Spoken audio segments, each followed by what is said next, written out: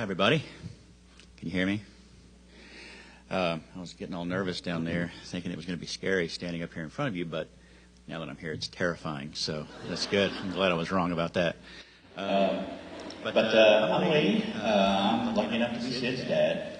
And, well, I first met Sid Lee back in 2005, back in February. February the 15th is when she was born.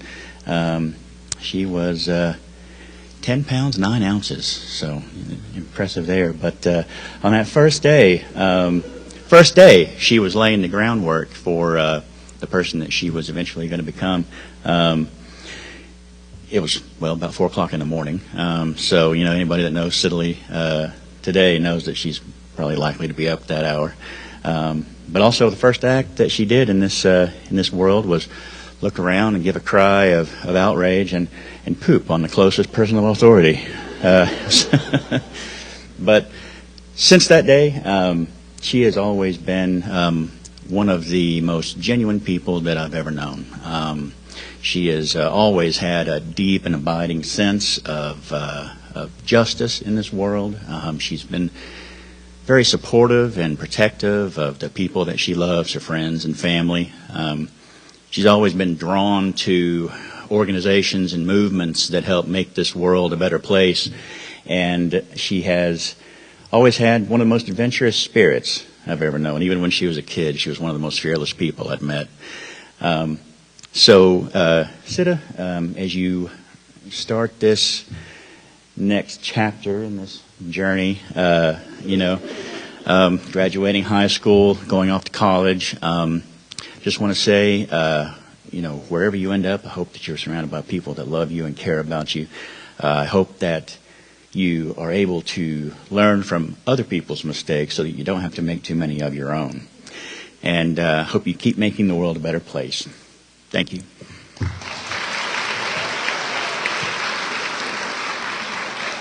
Hi, I'm Jack, and I have the pleasure of introducing your speaker today.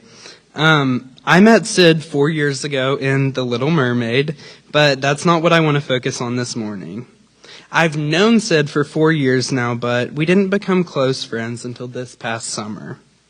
In June, I ran into Sid at Riverbend, and we immediately bonded over our love for Cage the Elephant, and then spent almost 2 hours waiting at the front of the stage for the show. We talked about the last 3 years of our lives and began to realize how much we had in common. After that night, we hung out constantly. I quickly began to see the wonderful Sid I know today. She is bold and passionate and an advocate for justice, but she is also soft and kind. I love getting to see her creativity and originality. She does the simplest, most meaningful things on a daily basis. One of my favorites is a text I occasionally receive saying, "On a scale of 1 to 10, how do you feel today?" It's never prompted or forced, it's just Sid. She always takes time to show those around her that she cares.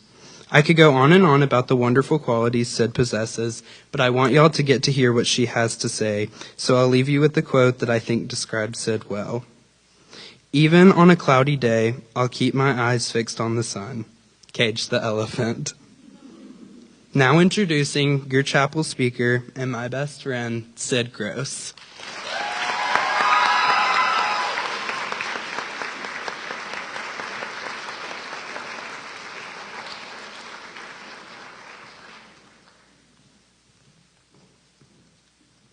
Hello.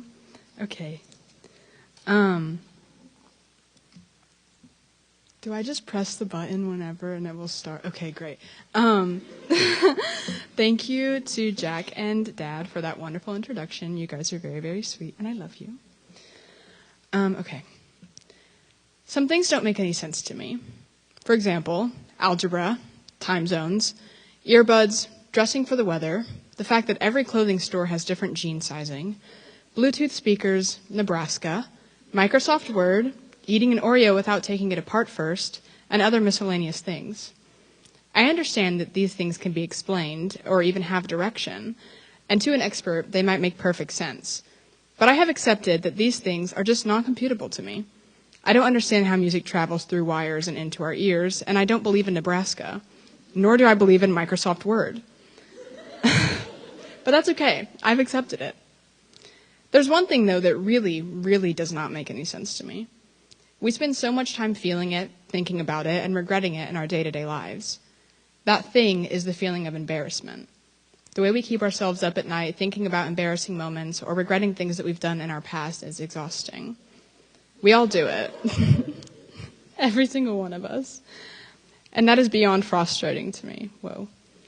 But what's most frustrating is that we keep ourselves up over things that aren't embarrassing. Nobody else thinks about these moments. Nobody else thinks about the time that you tripped in front of the person that you had a really big crush on. Nobody thinks about how you didn't pick up on the dress code for that party. And nobody thinks about the time that you said something just a little bit too personal in a room full of people. Yet we constantly stress about those meaningless moments because embarrassment is such a huge part of our lives. Of course, there are a few things that you should be embarrassed about if you qualify. Being racist, homophobic, transphobic, xenophobic, or if you discriminate against others in any other form, you should be embarrassed. But I'm not going to get into that. Something else we find embarrassing is old pictures of ourselves. I've cringed countless times at pictures of myself from middle school and genuinely asked myself, why would I wear that? And thought, that's so embarrassing. But that's just not the case. It was 5 years ago, so of course I'm going to regret my fashion choices. But because I have a problem with not letting go of these pictures, I've realized something. Embarrassment isn't a self-made feeling. It's a feeling that society has created that makes us feel guilty for being human. People around us have embarrassing moments all the time, but we rarely ever notice them unless it's about ourselves. I couldn't tell you something that my mom was embarrassed by unless she were to tell me that she was embarrassed. That's because we only focus on what keeps us up at night. I don't know what my sister keeps herself up at night thinking about. I don't know what literally any of you are embarrassed by unless you tell me. I didn't notice, and nobody else did either. Obviously, embarrassment is an okay feeling to experience. We all experience it, and I'm not telling you to never feel embarrassed. But do remind yourself that nobody remembers the time you pronounced that really long and confusing word incorrectly in class. In fact, I am very guilty of this. Looking back at pictures of myself and wanting to cry. Of course, we all have bad pictures of ourselves. That's normal. Sometimes the angle isn't flattering or the lighting just makes us look like a corpse. That's normal. But I am so tired of this feeling. So today, I will be sharing pictures that have made me want to crawl in a hole for my entire high school career. I'm tired of hiding these pictures, and I refuse to let myself be held back by them any longer. Will this make me feel better? I don't know. But that's okay. I'm going to do it anyway. Also, these pictures are really funny, and therefore it's perfectly okay to laugh, because I will be too. Okay. Oh, it's already up there.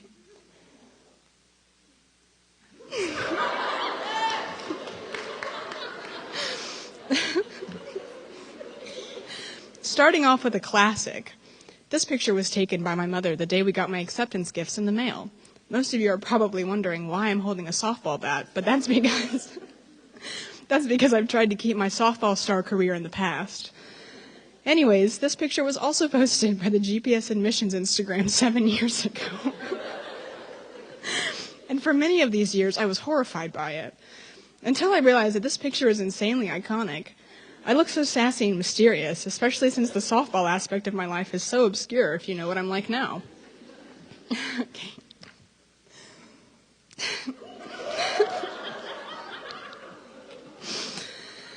Emma Maynard and I are in the same picture.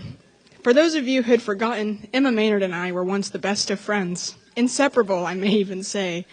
But there is so much to unpack in this photo. Starting off with the 21 Pilots dress. Yes, I did wear this to my first step-up dance in 6th grade. Also, I want to appreciate that the picture has Emma and I just slightly off-centered, but it's enough to make you uncomfortable.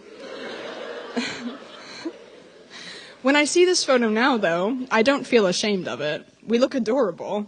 And yes, Emma and I both still love this image. Okay. I don't have much to say about this picture.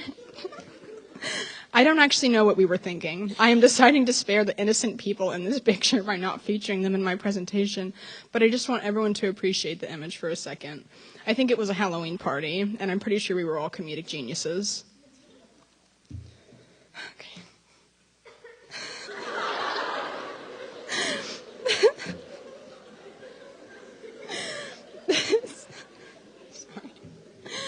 This is a picture of me eating a shrimp po' boy from the side. I still don't know why this picture was taken from the side, or really who thought this was a good idea, but I have to roll with it now. At least I'm enjoying myself, as I seem to be demolishing said po' boy. 7th grade was an interesting year. Okay.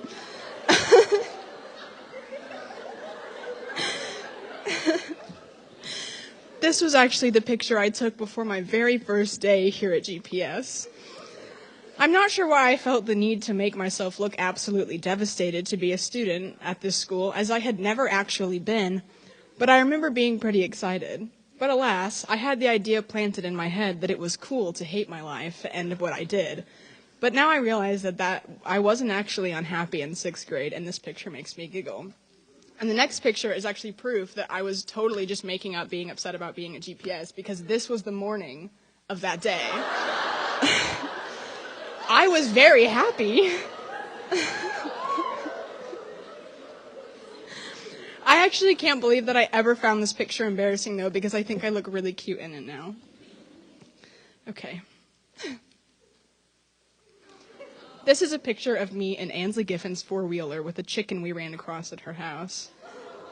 Some things I really enjoy about this picture: the fact that the dog is facing away from the camera, the giant hole in my leggings,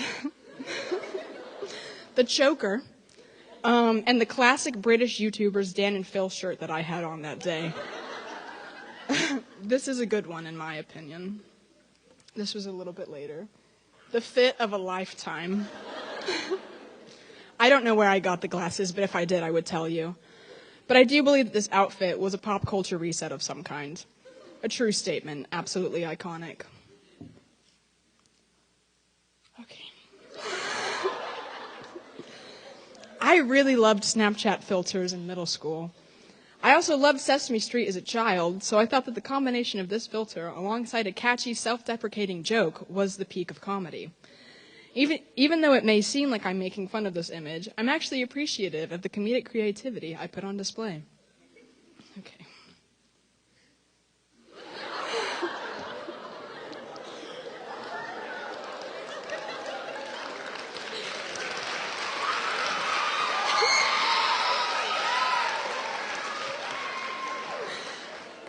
The boss, the chief executive, the top dog, the head honcho, the big cheese. This is quite possibly my favorite picture of me of all time. I enjoy regularly forcing this picture onto those around me at any given moment. I am once again wearing a different Dan and Phil shirt in this image that says the cat whiskers come from within, and boy did I mean it. The dog filter, the 2016 Pinterest tapestry, the smolder. What more could qualify something to be truly iconic? This perfectly sums up who I was at 12 years old, and that is something I'm truly proud of. Okay, I did it. Embarrassing pictures are embarrassing pictures, and embarrassing moments are still embarrassing moments. But don't let them hold you back. Take advantage of those pictures, and instead of blocking them out, think, wow, I've really grown, or I'm super hot now. Don't be afraid of your past self. Stop letting the person you no longer associate with as hold you back. You have grown, and it's not worth it. Thank you.